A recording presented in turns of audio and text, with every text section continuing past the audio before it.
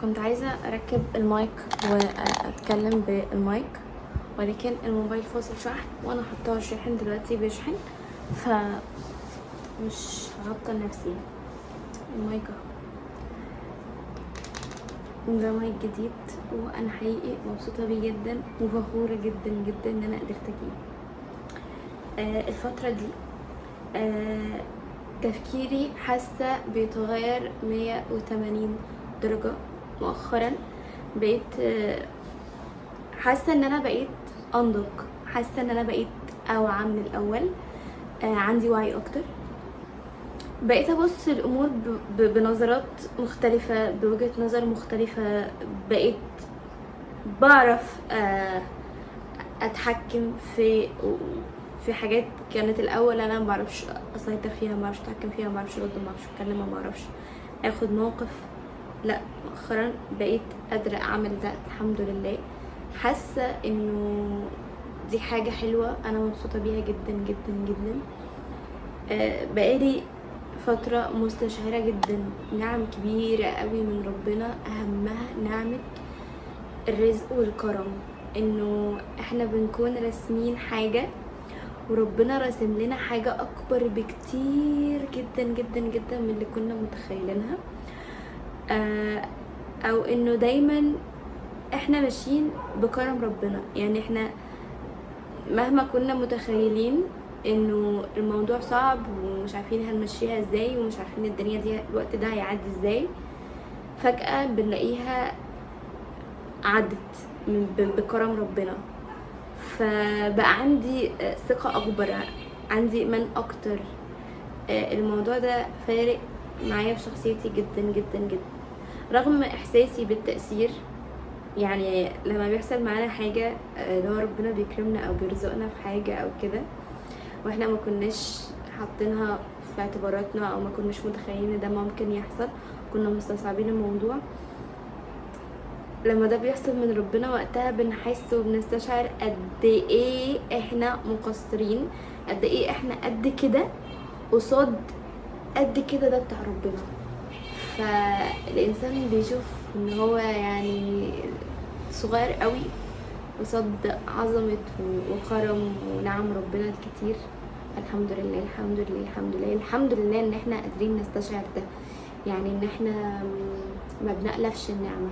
كل فترة بحس ان انا بدأت أألف النعم، الاقي حاجة جت حصلت وربنا عمل معايا حاجة بعدها تفوقني، اللي هو لا صحي كده، احنا في نعم ممكن تضيع من ايدينا في لحظة.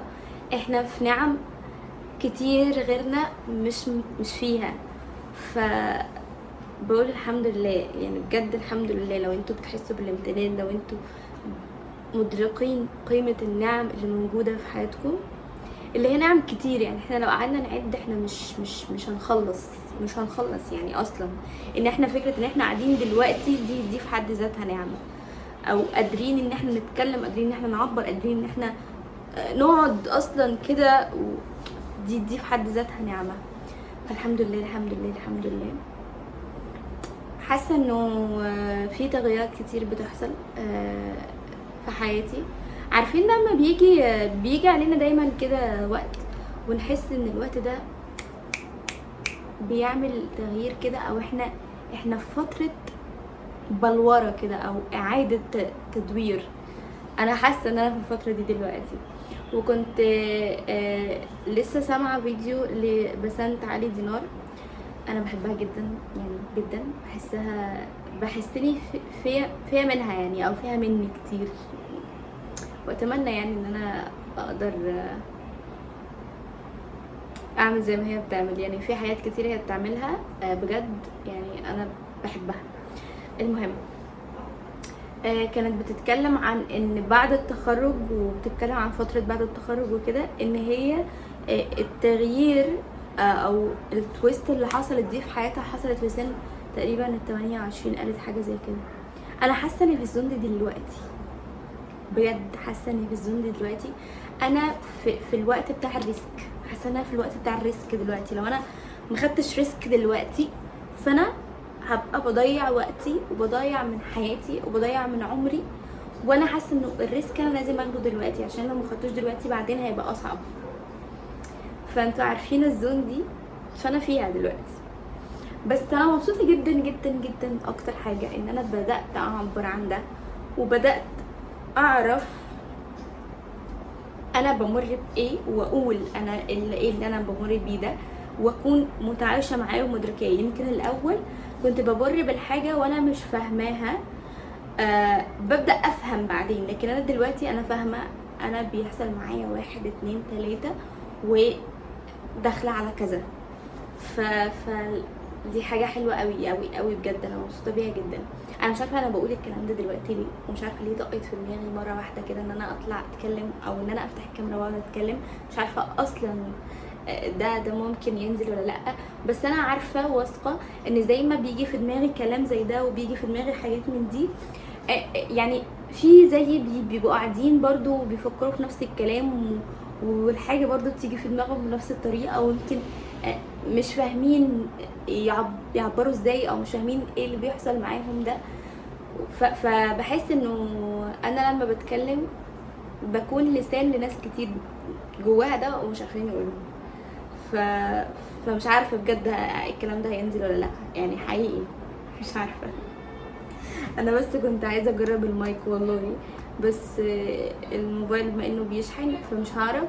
فقلت خلاص، انا جت في دماغي ان انا اقعد اتكلم دلوقتي، فانا هقعد اتكلم.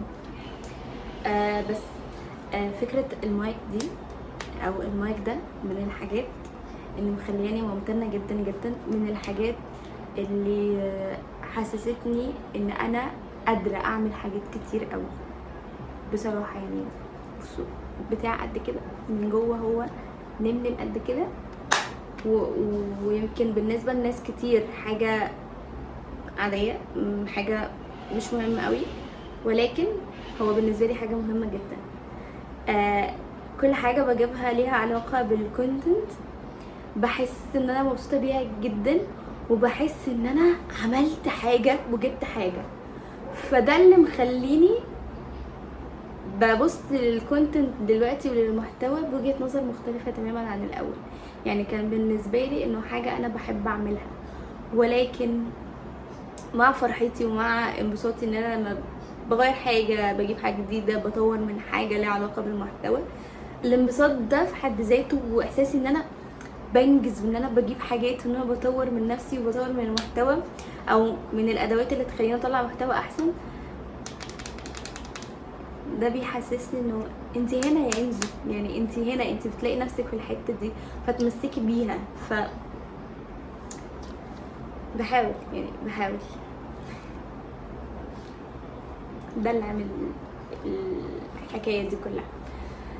بس فانا مبسوطه جدا جدا بخطوه المايك ده، لانه كان من اهدافي السنه دي. والحقيقه انه يا جماعه بجد كل ما بنحط هدف ونحققه قد ايه ده بيفتح لنا قصادنا كده حاجات كتير قوي. يعني بيحسسك ان انتي، طب ما انا قدرت احقق ده، قدرت اعمل ده، قدرت اجيب الحاجه دي لنفسي. انا نفسي في حاجه مثلا وقدرت اجيبها مع الوقت، حوشتي، اشتغلتي، وفرتي من مصروفك، ايا كان عملتي عشان تقدري تجيبي الحاجه دي.